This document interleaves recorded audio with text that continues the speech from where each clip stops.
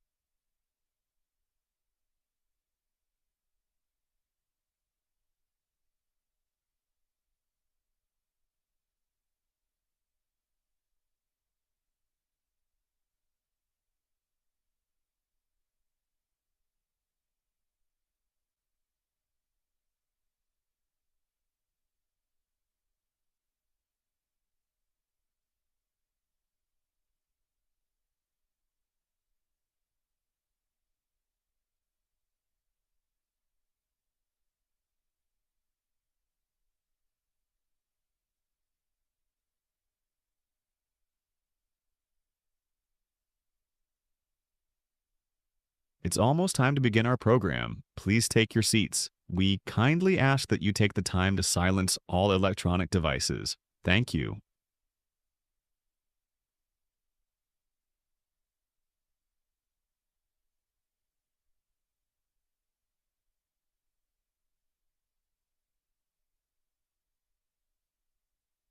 It's almost time to begin our program. Please take your seats. We kindly ask that you take the time to silence all electronic devices. Thank you. Ladies and gentlemen, please welcome Governor Spencer Cox and Governor Michelle Grisham.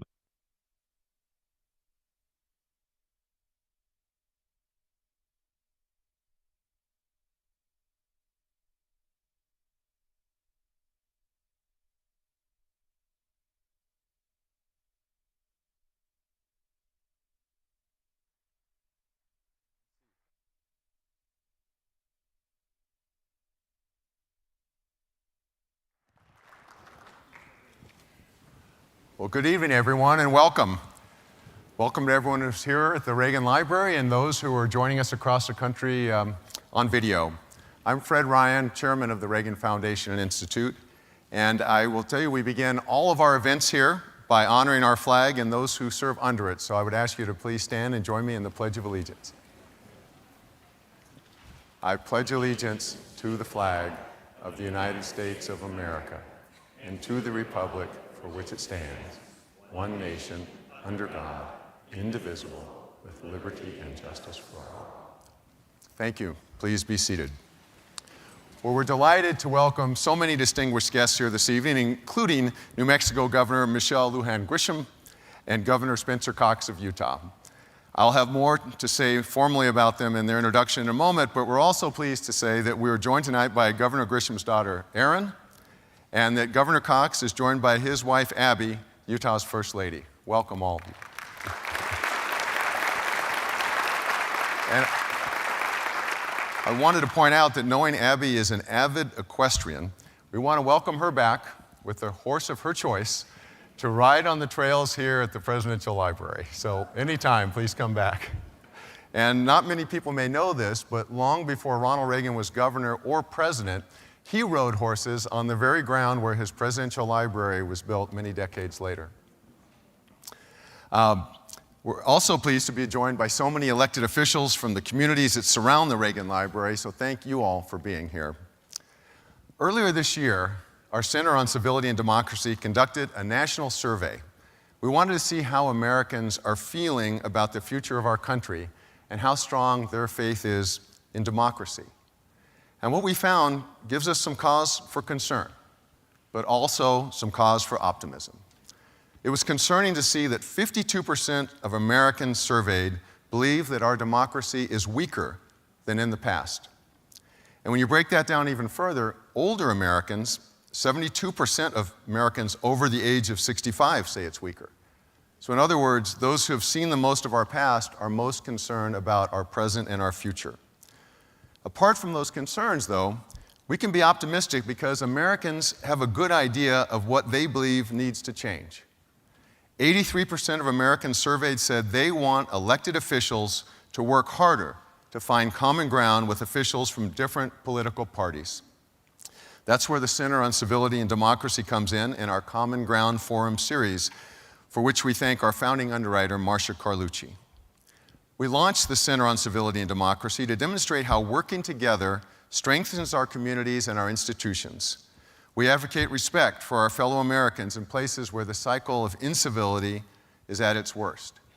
And in doing this, we draw inspiration from President Reagan's willingness to work across the aisle with Democratic Speaker of the House, Tip O'Neill, and other leaders to find common ground and achieve meaningful results for all Americans.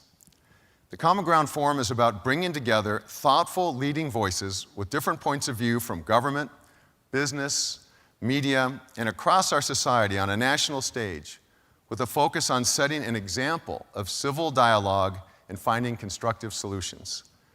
These events feature speakers from different occupations and different endeavors in our society because civility and democracy are not just political issues, they touch every aspect of our country. We found, incidentally, that sports is an area where Americans put aside their political differences and they cheer together for the same team. So we've done events. We had a Common Ground Forum with great athletes who played for the Army-Navy football teams just before the famous Army-Navy game this last year. And on the eve of the USC-UCLA rivalry here in Los Angeles, we gathered leaders from both schools for a roundtable discussion on civility and sportsmanship. And we'll soon be holding another Common Ground Forum here at the library with two high-profile members of the press from opposite political viewpoints. And you will not want to miss that one. President Reagan said it well in his final address to the Republican convention. He said, "Whatever else history may say about me when I'm gone, I hope it will record that I appealed to your best hopes, not your worst fears, to your confidence rather than your doubts." And although decades have passed since he said those words, our mission today is to appeal to our country's best hopes, to our country's confidence. Tonight, we're delighted to be joined by two highly respected political leaders. Their politics are rooted in a commitment to civility and the principles of democracy that make for a better country, one where our leaders get things done in a fair and respectful way that benefits all Americans. The two leaders with us tonight are doing just that, and they've been recognized and rewarded for it by being re-elected to their terms as governors. They're both from Western states, but they're from opposite political parties. Both are respected for their partisan credentials and their deeply held beliefs, but also for their ability to get things done for the citizens of their states. Michelle Lujan Grisham is the Democratic governor of New Mexico. She's a former member of Congress and state health secretary. She's a wife and a mother, and her New Mexico roots run deep. Her family has lived in the state for 12 generations. Spencer Cox is the Republican governor from Utah. He's a recovering attorney, a husband and a father. He previously served as chairman of the National Governors Association, where he launched the innovative Disagree Better initiative. As Governor Cox has said, quote, "Through healthy conflict, we're confident that we can find common ground and improve our families, our communities, and our nation." Governor Lujan Grisham put it well when she said, quote, "Remember who benefits from good public service. It's not about politics, it's about community." I believe President Reagan would agree with both of them. The governors will be joined on stage tonight by tonight's moderator, Steve Hayes, a highly respected journalist in his own right and the CEO and editor of The Dispatch, a news website whose mission is news and analysis for independent thinkers. So for tonight's Common Ground Forum, please join me in welcoming the 32nd governor of New Mexico, Michelle Lujan Grisham, and the 18th governor of Utah, Spencer Cox, along with tonight's moderator, Steve Hayes, founding editor of The Dispatch.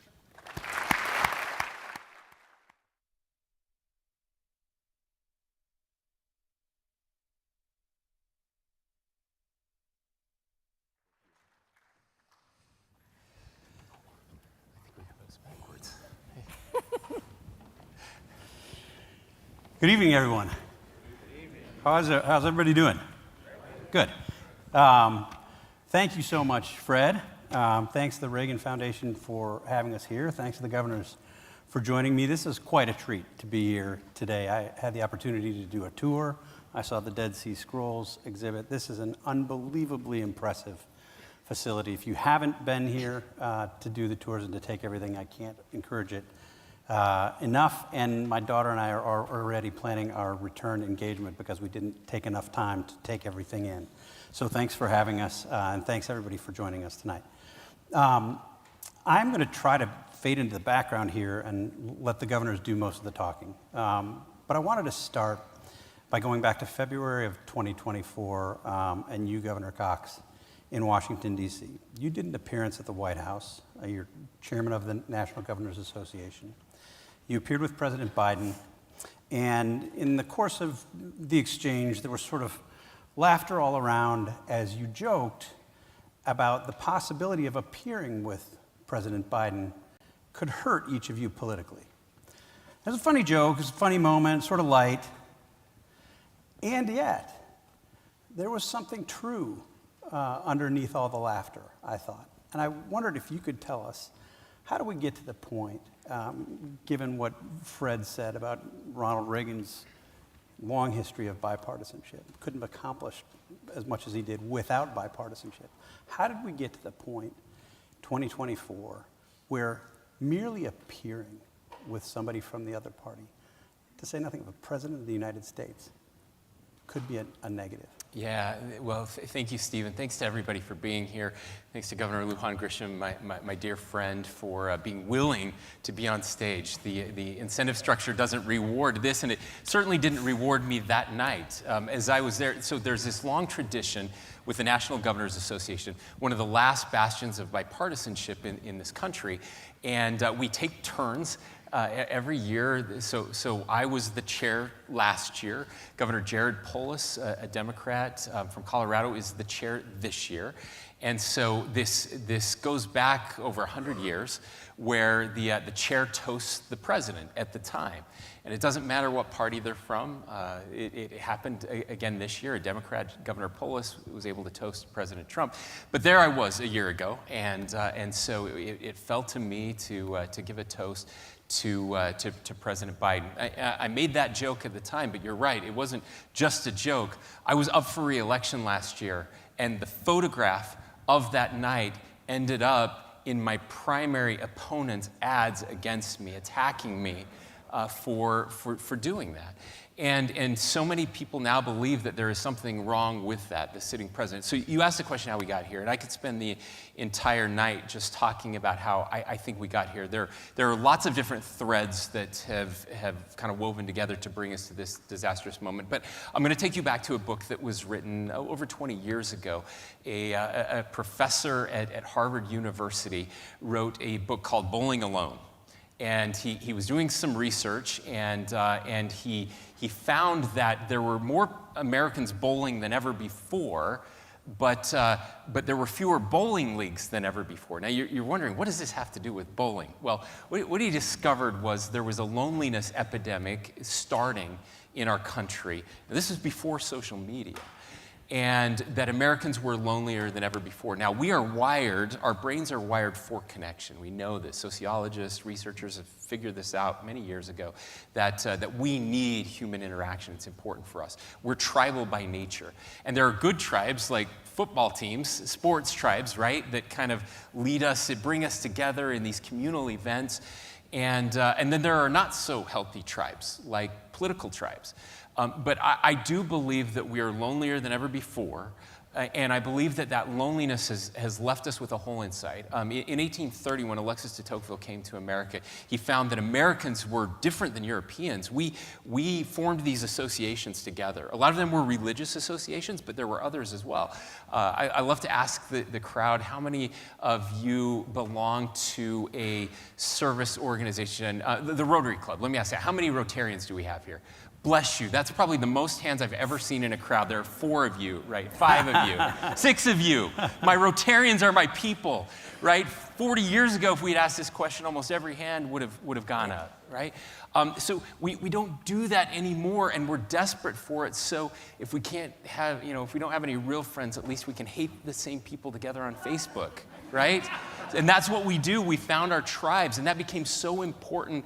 When I was younger, we were dads and we were moms and we were Utah Jazz fans and we were Americans and we were Utahns. First, you wouldn't have described yourself as a Republican or Democrat. That would have been 10th or 15th on the list. If at all. If at all.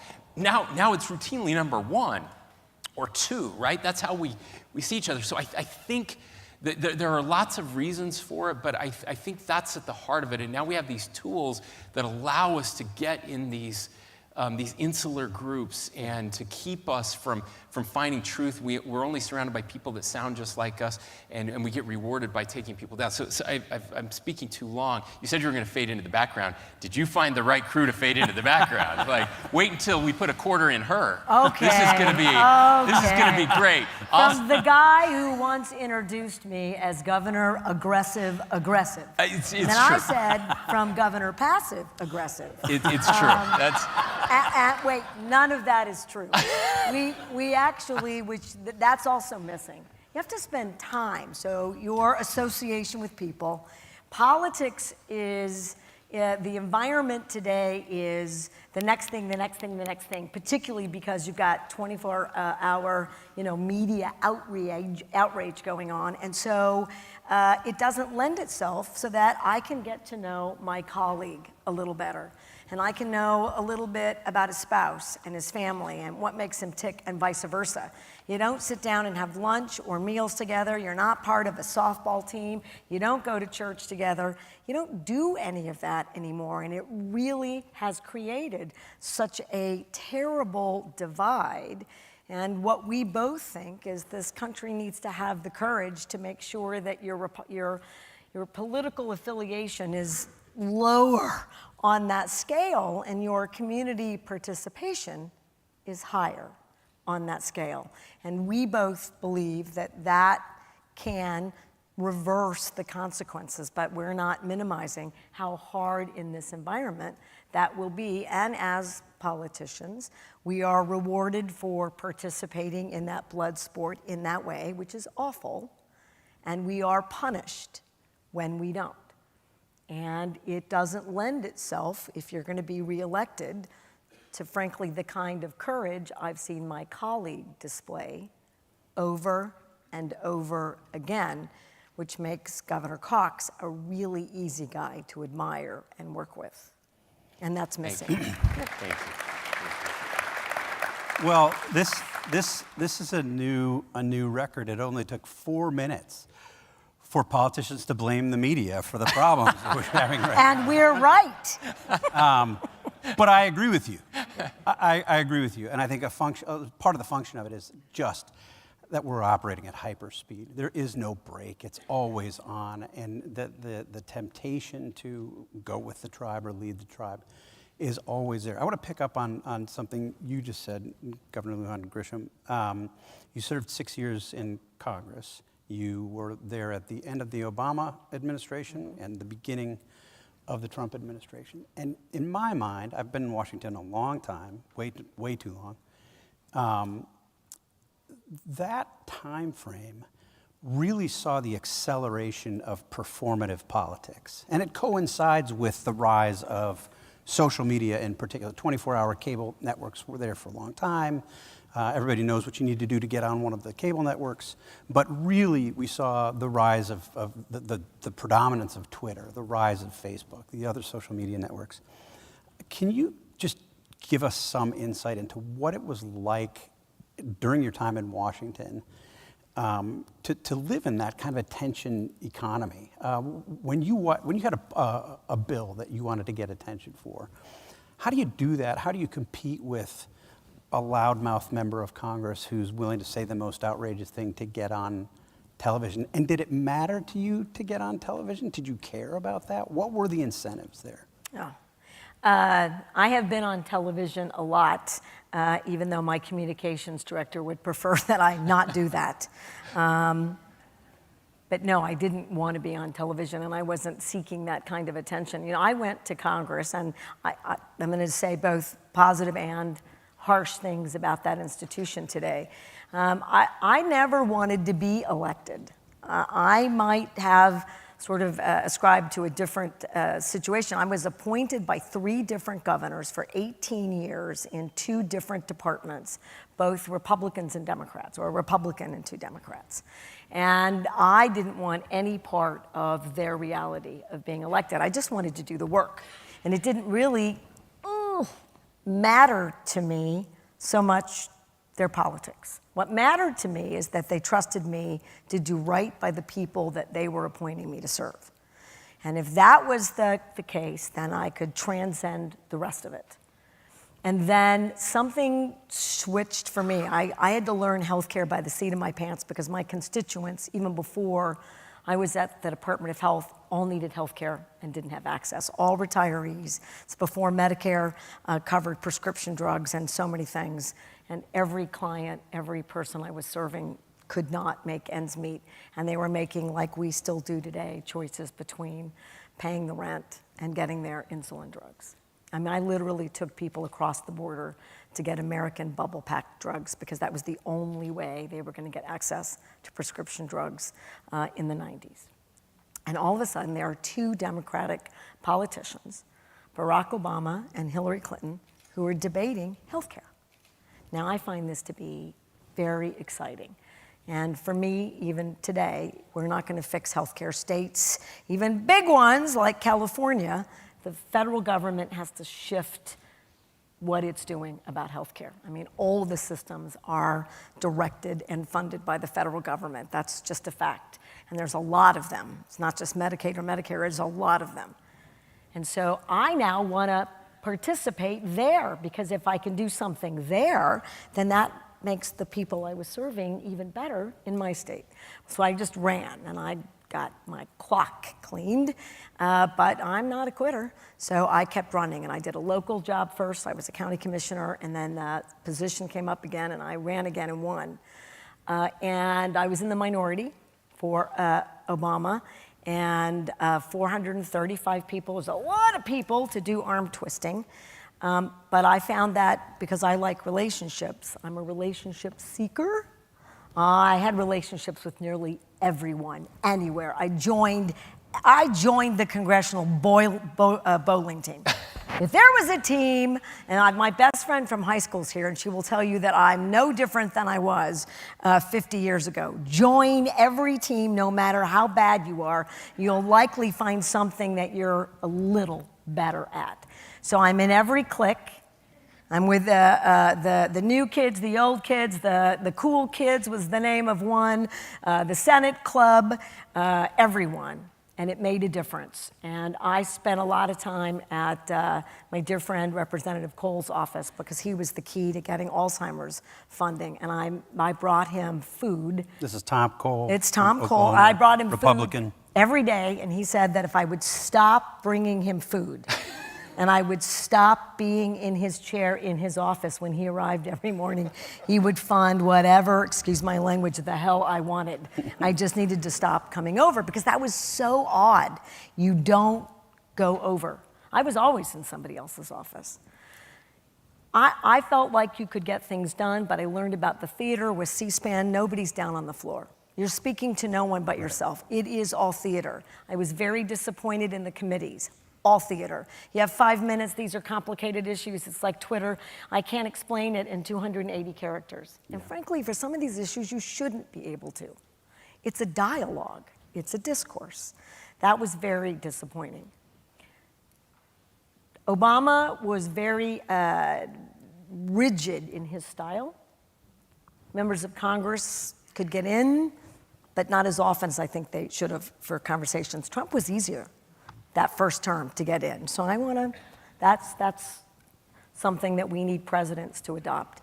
I somehow was also the chair of the Congressional Hispanic Caucus during the repeal of protections for Dreamers. And then that forced me into the spotlight. And I might be remembered for sneaking into the West Wing when the president disinvited me to a very important meeting, so I rolled up in the back of the car. This is really true. This happened. Yeah, with Steny Hoyer, I rolled up back there like a burrito and went right in. And that does not make you welcome for the next meeting, but it's in my character to be assertive and find another way to get attention. I think there are fewer and fewer ways to do that successfully, and there are fewer and fewer people who have any kind of relationship. And my colleagues in Congress tell me today there are no relationships. This is what I find so incredibly striking about what you just said. I mean, it's not been a decade, and that is so anachronistic. People don't operate that way. I mean, there are some. I don't want to overstate it. I don't want to overstate it. But they are few and far between. People aren't relationship legislators in the way that you're describing just in the past few years. Now you have people, I would point to Marjorie Taylor Greene in the Republican Party, Alexandria Ocasio-Cortez in the Democratic Party, who have gained power, earned power by their star power. They're prodigious fundraisers. They can, if they hold a press conference, compete with leadership in each of the parties, in the houses. Can you just help us understand, in the time that you were there to today, what drives that change? Is it really just all 24/7 media and their ability to do this, their willingness to say things that are edgy and outrageous and attention-getting? Part of it, but that attention-getting one-liners without having any depth about what the issues are creates these groups in these fundraising cycles. And so, I mean, they're prestigious fundraisers because they are on the extreme edges of their political parties, and those draw huge groups, right? They're populist messages, just different parties. And so you have millions of people who see it and read it on the internet, and they all do $1 or $3. So when either one of them sometimes says on TV, well, you know, the corporate Democrats, I'll pick on the Democrats. You'll have to pick on a Republican. I'll give you, I have a list. Fair game. Okay. Yeah. When they say, well, they're just corporate Democrats, they just do whatever those corporations want because that's who funds them. But the second that political person says that, 1 million people send her $1. Yeah. So she said it knowing full well that she will raise money. Now, you have to raise money in American politics, so I don't begrudge that I raise money. I still call people to raise money. So I don't want anyone here to think that I haven't done the money-raising part that's required in American politics. But it's a bit disingenuous to say that the reason one person has an idea or a strategy that's different from yours is because they're the only ones that are fundraising. We are all fundraising. And that bothers me a bit because it leaves the wrong impression. And if you don't do research, you don't see that. And it keeps drawing these tighter and narrower groups of individuals. And as governors, and I'm going to pitch it right to Governor Cox, you can't govern in extremes. You cannot. You have to be pragmatic and practical and even-minded and even-handed. And that environment makes our jobs incredibly challenging. And our constituents are getting really frustrated because our legislatures around the country are sort of having that same aspect now occur in their work. And so you've got a Republican supermajority, I have a Democratic supermajority. And then they lean to those extremes, and I can't govern with that. And I can't get a valid budget with that, and I'm going to guess you find yourself sometimes in the same situation. I want to ask about those intra-party dynamics in just a second, but if I can get you, Governor Cox, to follow up on that exactly. I mean, one of the things, I think if you look at Washington, one of the reasons that you have so many representatives and senators sort of willing, able, eager to command attention is because Congress has voluntarily given up so much of its power in the past several decades. And I don't want to create the impression that there's nothing to do. There's stuff to do, but not as much as there was when Tip O'Neill was Speaker. That's not true as a governor. You've got to get stuff done. How does that affect your sort of ability to manage your legislatures, the fact that you need to produce? You can't just give speeches. You can't host a podcast where you're, effectively a political pundit. Yeah. You have stuff to do. No, we do, Steve. And look, I mean, James Madison would be shocked. The founders would be shocked looking at what's happening in our nation's capital right now. I mean, this whole idea of the three branches of government, that they would be held in tension with each other, that was very intentional. And Congress was always meant to be the most powerful branch of government. They all expected Congress to be the most powerful branch of government. And now because of, I think in part, because of the performative piece of all of this, the lack of relationships, everything we've talked about now, Congress has completely ceded their power to both the executive and to the judiciary, and they're not doing their job, which means now that we get caught in this cycle, and you saw it with the last administration, you're seeing it with this administration, where because Congress won't do their job, the executive, and really kind of Obama famously started this when he said, I'm not a king, when it comes to immigration policy. We have to get immigration policy done. Congress got very close, and you worked so hard. I mean, we were right there. Then it fell apart. Then he decided, well, I guess I'm going to have to do this anyway. So he does it via executive order. Then there are lawsuits. So now the president is using his power.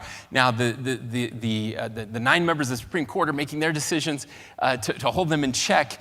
And we get this whiplash. It was just nothing is lasting. Then you get a new president who undoes everything the last president just did, and that's not how any of this was supposed to work. And so at the subnational level, we have governors. And we're sitting here looking at what's happening in D.C. And I will say that there's one other piece to this that is really important. The other thing that the founders intended was that the states would have much more power than they have right now.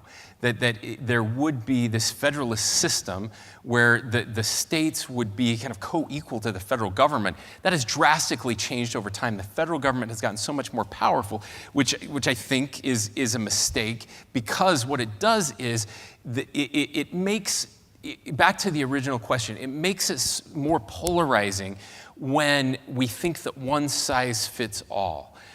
California should be very different than New Mexico. New Mexico should be very different than Utah. And if we allowed that to happen, I think there would be less hatred amongst Republicans and Democrats. But it's not happening. Whoever's the president gets to make all of these decisions that impact all of us. And so there's a lot of unrest. And so here we sit as governors. And we like to say that the potholes aren't partisan. You just have to get stuff done. And so that's why we're able to have, I think, these conversations. Most governors really like each other. We do. The idea of laboratories of democracy, that all 50 states would be these laboratories and we would try things that work. When Governor Lujan Grisham does something that works in her state, and we're having a problem, I'm going to steal that idea. I may or may not give her credit, and that's okay. And I always give her credit. And vice versa. Right. She was just with the governor of a very conservative state, the governor of Wyoming, Mark Gordon, a dear friend of ours. They were in Japan together working on energy policy with the Japanese, a Republican and a Democrat. Their states couldn't be more different, and yet there they were. And we do this all of the time. And it's true of most of the governors. Now, I like to say that the governors are very bipartisan, and they work together very closely until one of us decides to run for president, and then kind of we tend to leave that aside a little bit, because that's what it takes to get elected these days. So it's nice that we can have forums like this, and I do think that if you look at the polling, while most Americans have a terrible view of the president, of Congress. Most of them like their governors, and I think it is because we get stuff done. Yeah. Let's explore a little bit this intra. Uh-oh. I hope that wasn't about us. Maybe they don't like their governors. I'm like, I don't know. There's only a couple Utahns here, so I feel okay. But I think factually, you're right. I believe the polling shows that. Morning Consult poll, I think there was literally one governor underwater, if I'm not mistaken. I don't remember the exact numbers, but it's... You can correct me. You're looking at me like I'm crazy. No, I mean... I might be wrong. I am at the end of my term, and so I don't care about the Morning Consult, any of those polls anymore, but I do care about till the very last second. There's so much I didn't get done. And I think good governing, no matter what elected office or what organization you lead, you should leave that job. That last day at midnight, you should still be working on the things that were left undone. It should matter to you all the way through. So those polls are, I think... Well, it's a perfect setup to what I want to talk about next, which is these intra-party tensions. Why, you had supermajority, you have lots of Democrats in your legislature. Why haven't you been able to get as much done as you'd wanted to get done? Was it just a matter of time? Did you get resistance from fellow Democrats? Is the incentive structure such that you need to cater to the extremes on the left of the Democratic Party? One of the, and maybe something I don't do as well as I should, is I don't cater well. I like discourse, and an effective democracy means that, you have to disagree, and I really admire disagree better. You don't have to be disagreeable, But you can be firm in your intentions as long as you leave a little bit of room to be persuaded for a different design or a different idea or strategy. Typically, most people want to get to the same place. It's how we get there. And then this is what governors are also really good at, even those who are not running for president. I have gotten a lot done. And if you're not in this job like Governor Cox and myself, and you're not proud of the work that you've done, then shame on you. So New Mexico's a poor state, really diverse, very rural, lots of challenges. We have more independent sovereign nations as a state than anyone else. And then I have another whole level of government. I have 22 tribes I navigate, and we're equals. So there are lots of governors in New Mexico. But in 2 years, we went from 50th in childhood poverty to 17th. Your lights are on, thank you. Your lights are on because New Mexico powers LA County. So it's the western states. By the way, Utah also powers LA County. No. Yeah. So the western states are going to provide all the energy to the United States. That's also a fact. And we have the cleanest oil, and that may seem to some of you like that can't be right, but it is. We lower that carbon footprint. Our gas is the cleanest gas in the world. So that means we lower carbon footprints all around the world, the western states. And we have very different energy ideals and portfolios, but we know how to move that effort, more transmissions happening. So I could do a lot, and I'll do this, and then I'll answer the question. We are also the only state in America, universal free childcare, universal free pre-K, 3 and 4-year-olds. We are beginning to move the needle in literacy. We've got a long way to go in education. That's an area that's been really challenging for me as a governor. That's an area that I wish I don't see eye to eye with my legislature. I think that the public school system ought to have outcomes, and I think they ought to teach the science of reading, and I think that they should care about math outcomes, and we disagree about that. I think it should be a mandate, and they don't. So that would be one area where we are just not on the same page, but bipartisan, my Senate Finance Committee gave me $30 million in an instant to create a structured literacy institute. So it's not all bad, but it's typically, that's the big one, where I'm worried about public safety. New Mexico's public safety issues are severe in many places. I think there needs to be accountability as well as prevention. My Republicans want just accountability. The Democrats want just prevention. Nobody wants to do both. So the pragmatic aspect that if you commit a crime, you should be held accountable for that. I've had trouble navigating that, so that means I have to find other strategies that work, and I typically do, but it ruffles some feathers for sure. I want to get to some practical advice that you have for other political leaders on exactly how to operate on a bipartisan basis, how to get. But I want to just give, I have to. So while we're in the green room and they're miking us, Governor Cox's lovely spouse, she's brilliant and amazing, and it's a family commitment, and everybody's doing work. Pulls me aside and wants to talk about children's services and fostering and foster family and training. And Utah's doing something really well after they got sort of held by the federal government, to your point. And I'm struggling in that area. I get good advice in that moment, and I'm going to take it. And so the other thing that's lost is the art of having someone be open to, Governor, I think you're struggling on this issue. Here's an idea that I think will navigate it for you. And for another governor to accept the same. It isn't always perfect, and it's not always roses. And there are people who do far better than I've done in a number of areas or haven't done as well. We should be sharing those strategies without feeling like you're failing or you're always competing. It should be a race to the top. And states do that better than anyone, but it's because we have these relationships, and they're built on trust and respect and admiration. Yeah. Thank you, Abby. Governor Cox, talk a little bit about the Republican Party in this moment. Last year, in the midst of, or I guess toward the tail end of, your Disagree Better campaign with the National Governors Association, you ended up endorsing Donald Trump. And I think even for some of your bigger admirers, there was a moment where they said, look, whether you like it or whether you don't like it, not many people point to Donald Trump as the avatar of civility, right? For I think his supporters, that may be a bonus. They like it, right? They say it's about time we've got somebody in there to fight. Why did you endorse Donald Trump? And you wrote him a letter. I did. Encouraging Yeah. him. Maybe you could share some of the details of the letter and give us a progress report on how he's doing on civility. Yeah, well, I think if he were here, he would probably tell you it's not his top priority. But so this is important. It's something that the Governor Lujan Grisham said I think really matters. She said, we talk about civility, and civility has, in its modern connotation, people kind of recoil when they hear the word civility. When I launched Disagree Better, what I heard from the right was, oh, you just want us to go along to get along. That's what civility means, is we just have to we just have to compromise, and we just have to give up on the things we believe in.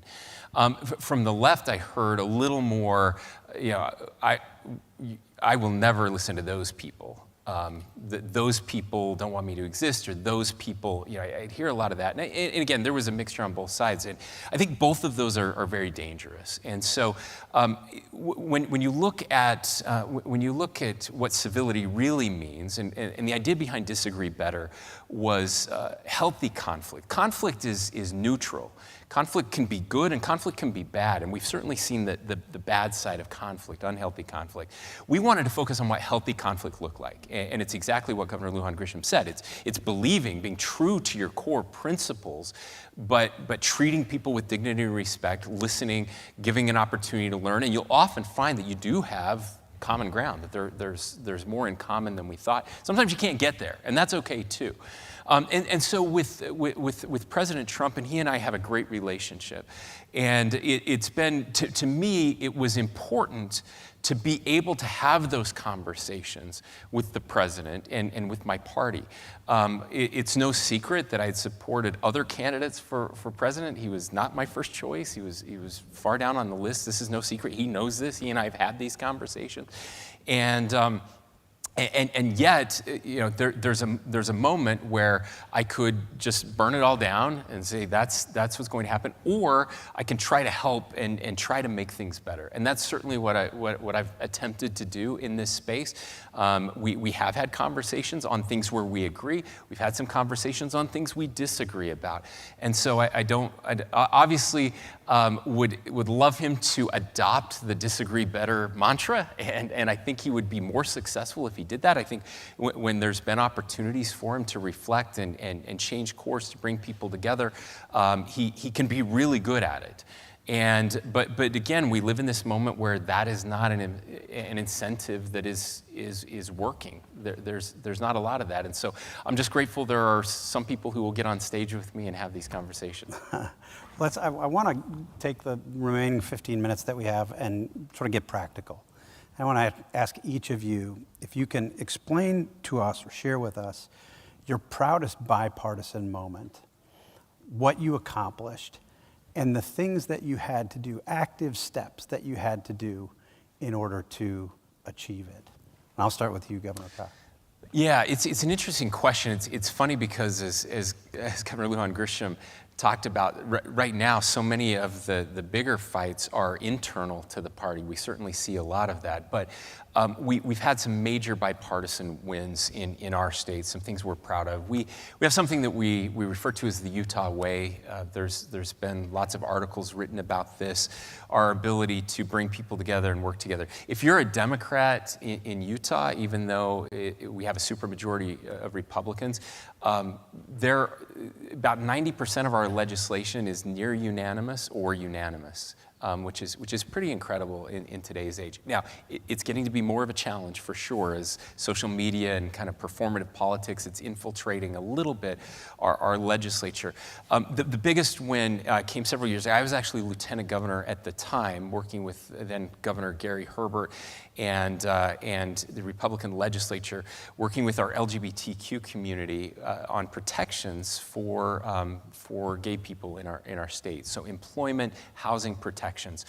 This was something that people thought was impossible in a very red state. But we had faith leaders come together. We had our LGBTQ organizations come together. We had the Republicans come together.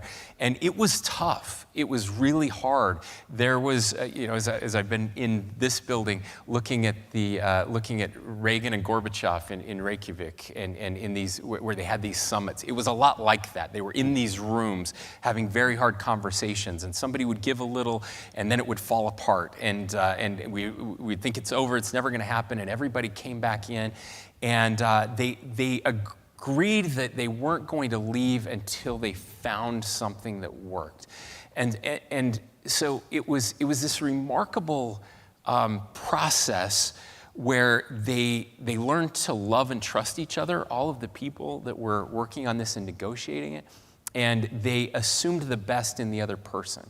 So that when something came out or the media, something leaked or somebody else, there were lots of people that didn't want this to work on both sides, that wanted to tear it apart. And people, they stayed in there. And it was this beautiful moment. I'll never forget. I think it was the last week of the session, maybe the next to last night of the legislative session. And we were all together in the rotunda of the state capitol. And there were thousands of people there representing very diverse groups that you would never expect to be together. Lots of hugs and signing that legislation was, we call it the Grand Compromise in Utah, and really a model to the nation, one I wish the nation would have taken up, and I still think there's time for that, but it was cool to see people come together, and we're really proud of how that came together. Yeah. Governor? I'm really bad at the just find one answer. So my first legislative session is 2019. Of course, I had a bunch of them under my belt as a cabinet secretary. And my predecessor, and I'm vetoing more bills later in my career too, so I should be careful. But I created a thing called a rocket docket, so that if you had a bill that was vetoed by the former governor, that was nearly unanimous, and the issue that the problem you were trying to solve still existed, or it was still going to be an effective strategy, then I had those bills on my desk in about a week and a half at the beginning of the session, and they were largely Republican bills, and I signed them all. Yep. And so it created then that trust so that you can move forward. We had a new Senate minority leader, and he was trying to fix a problem with a local tax that the voters in a largely Republican performing county in southern New Mexico, Valencia County, they were trying to raise money for a hospital. And the way in which they asked the question and collected the tax was never going to let them actually build a hospital. It's for services, not infrastructure. And so they couldn't fix it, and the money was sitting, and the people who wanted a hospital were getting very cranky. And that legislator passed a bill asking me to overturn what voters voted for.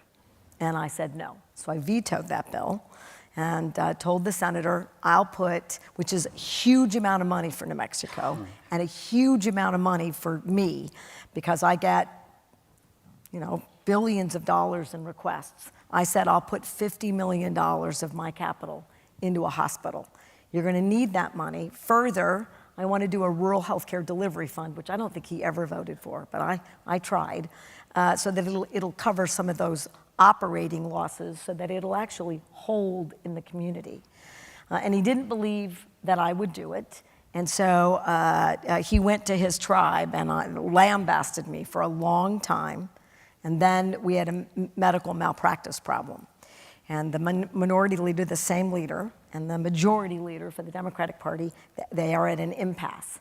And so they are in my office, and they cannot agree, and I have to break it and fix it all at once. And I wouldn't let any of the lobbyists in, and said, you know, we are 3 smart individuals, and we can figure this out, but what I don't think you have is all the facts. And I don't think I do either. And one of those facts was an insurance company was saying some things I didn't think worked or were true. So I just got on the phone and called the CEO and put him on speaker in my office and said, hello, you're talking to the governor and the 2 legislators. Is it true that you're planning not to sell insurance in New Mexico because that's illegal? And I just needed to hear it for myself. I've got the AG just next door. What is it going to be? And he says, oh, we'll sell. And so I said, great, we'll work out the details. And I hung up, and the minority leader said, that was really smart. And it never occurred to me to just do it myself. And so that hospital, the grand, you know, the ribbon cutting and the shovel, and I couldn't be there. And that cranky sometimes and really tough politician who may run for on the Republican ticket for governor someday said, take her at her word. I didn't build this hospital. She did. And we owe her a great deal of gratitude. And that's hard because his tribe is not going to reward him for that. That's the way it should work. I respect him. I disagree with them all the time. He disagrees with me most of the time. But I call him up even now, and he's no longer in the legislature, and ask him for advice. How can I make the case to residents of Valencia County? I mean, I can't get through. What am I doing wrong? And he'll share that, and then I'm going to give you a third because that's how I roll in 3s. And can I do my Catholic church? Yeah, well, I was going to do a follow-up with your Right, Catholic church. You want to just do it? No, you tell them the story. We were talking before we came out here about some Stuff. And I strategies and just tactics. realized that I was mic'd, so I don't know why I was saying that should be off the record. Rule number 1, don't let them mic you and then forget about it. It's like Leslie Nielsen in Naked Gun. Yes, I do it all the time. She did not go to the bathroom. She was mic'd. It was great. Thank God. So for my entire career, even, I mean, I was at the Department of Health. I went from aging and dealing with guardianships and prescription drugs to drugs and sex at the Department of Health. That's public health. That's what you're doing. And one of the issues I had to address was I had to reduce the rate of teen pregnancies in New Mexico, which at the time were some of the highest in the country. I'm proud to tell you that is no longer the case, but I am squarely pro-choice. I am a big believer in age-appropriate, comprehensive sex education from kindergarten until 12th grade. I have school-based health centers that provide an array of those services, including contraceptives to teenagers if they go and get mental health counseling and all the stuff. And I put money into primary care clinics so that women, not only in New Mexico, but women and their families in surrounding states can get reproductive care. It also brings OBGYNs and primary care doctors to women in rural areas that otherwise would have to drive 3 or 4 hours to screen for cervical cancer. So I'm staunch. That's the point. In a Catholic state, and I'm Catholic. And you might imagine that the Catholic Church does not like that much. And my archbishop would call me and say, could you make my life any harder? Could you? I've got 3 very conservative bishops who are very upset. And I mean, what they do is you can't go to communion, I can't go to church, and I don't think they can quite excommunicate you for that. Divorce, yes. This, no. And so, but they're having a hard time talking to their parishioners, right, about the stances and the decisions and the opinions I have as a governor and as someone who's Catholic. So I know Catholics. I went to a Catholic school. My dad was Catholic. My mom was Catholic. In my family, you are born, all right? You are registered as a Democrat, you are baptized Catholic, and you are enrolled in Catholic school all on the same day, all right? So it's a big deal. And so I know Catholics, so I said, I'll tell you what, you have these bishops come to my house for dinner because, bishops, priests, archbishops, they like good red wine. They love a little bit of cognac. Cigars are completely appropriate, and I like a fine cigar. That's where Mormons and Catholics are different. We are so different in so many ways. So different. We like those things. And what happens, as I tease about the fact that we are sharing a really lovely meal, some fine beef, some fine wine, and cigars out on the porch, is that they get to know me as a person, and we agree on the following things. We need to do a better job at unwanted, unplanned pregnancies, and we need young people in particular, we need to address those root causes therein. 2, we agree on immigration policy. 3, we agree on poverty policy. And frankly, it is the Catholic Church in that diocese that helped me get free childcare, and I didn't mention, we also have universal free college. 2-year, 4-year, part-time, full-time trades, apprenticeships. And I could not have done that without the efforts of the Catholic Church. That's just two cognacs, my friend.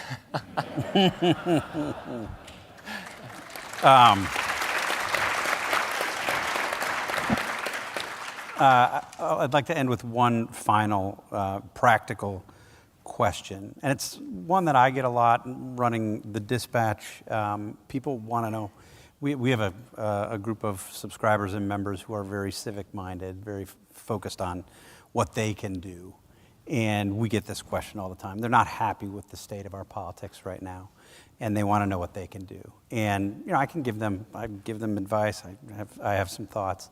But I wonder if you'd share with people watching around the country, with people in this room, what would you tell sort of the average citizen, or for people in this room, the above average citizen, that they can do to help improve things, to help create the kind of incentives for elected officials to do the kinds of things that we've been talking about for the past hour? Governor Cox, I'll start with you. Yeah, well, again, thank you for being here. This is one of the things that you can do, is to come to events like this and to engage in this type of civil discourse. There's a lot of research. Just not far from here, Stanford's doing great research. They have a depolarization lab where they look at these types of things and interventions that can actually make a difference. And what I tell people when I get asked this question is that the solutions aren't going to come from Washington, D.C. They're most likely not going to come from our state capitals either, but we get the elected officials we deserve in this country. That's always been the case. And so if we want to change that, we have to change us and who we are. And the way you do that is exactly the way that Governor Lujan Grisham got bills passed in Congress. You have to have relationships with people that are different than you. You actually have to get to know your neighbors and spend time with people that are different than us.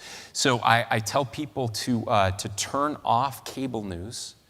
It's really important. I'm 12 years sober now, and it was the best decision we made.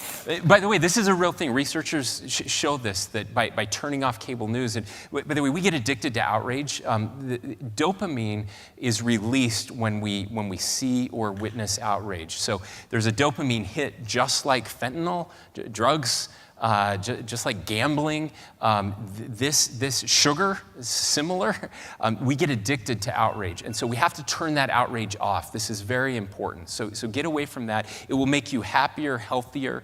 Your family life will be better. All of those things are real. The second thing I would say is service is so important. Building community, serving, giving back.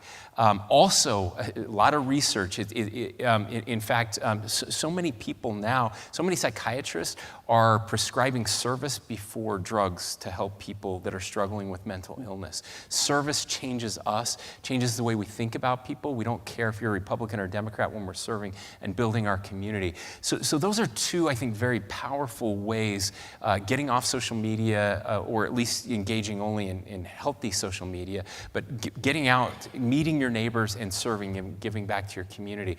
I just have to say, after touring this place, I'm a Ronald Reagan acolyte. He was the president I remember first, and I still believe it's morning in America. America is great, and it's great because of us, because of our people. And I believe that we can break this, we can figure it out. Our mutual friend, Yuval Levin, says that he's not optimistic. He says optimism is a vice, not unlike pessimism. Optimism is this idea that good things are just going to happen. He says good things have never just happened. He says, but hope is the virtue that sits between the vices of optimism and pessimism. And hope is the idea that good things are going to happen because we make them happen. And we've chosen as a nation to be a nation divided, a nation of toxic hostility and division. We can choose to be a nation of unity. We can choose again to have friends who are different than us, to learn from each other, to push back when we disagree, and do so in a way that respects each other. Because at the end of the day, there's nothing more un-American than hating our fellow Americans. And so I'm grateful that we have an opportunity to love our fellow Americans again. Great. Governor Lujan Grisham? I don't know that I can say anything better than that. But if you're going to watch cable news, watch all of it. You cannot be watching MSNBC or CNN and not Fox News. You got to do all of it. Those different perspectives, and you'll be angry from either side, and then you won't. And you'll realize that a lot of it doesn't make any sense whatsoever. That is By the way, you should read the Dispatch. I will just tell you that. So, yeah. I'm not going to argue with that. I'm not going to argue with that. Independent news. That we need news. We need to be informed. I think this notion that nobody should be informed is problematic. But I do think we need to spend a little bit more time talking to each other. I do a lot of town halls. I know that you do. I go right in, particularly to areas where I think before people get to know me, what they see on TV, they do not like. I mean, they absolutely, they cannot fathom how I got elected.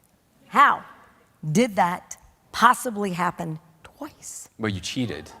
And so did I. That's what I hear all the time. I don't get that. I think they're more mystified and they can't get to the cheating.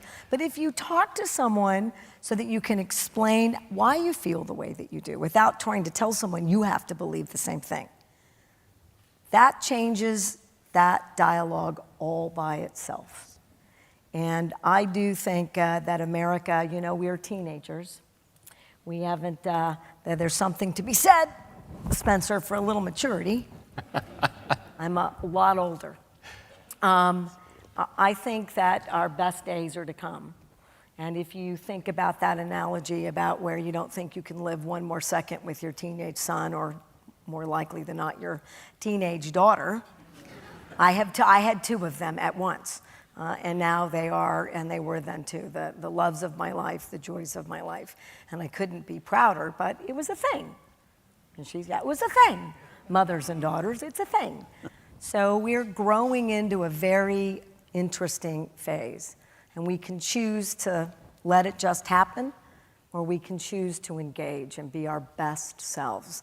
And the people who do that will be happier, their communities will be healthier and stronger, and it will be an example to the rest of the nation. Thank you for having us tonight.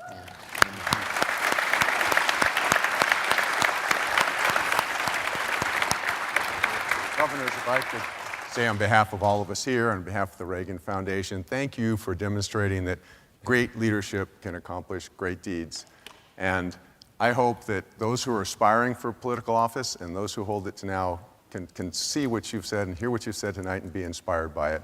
And finally, on behalf of all of us, thank you for the electricity. It'd be very hard to do these without it. Thank you both very much. Thank you. Steve. Ladies and gentlemen, please remain seated as our guest speakers leave the room.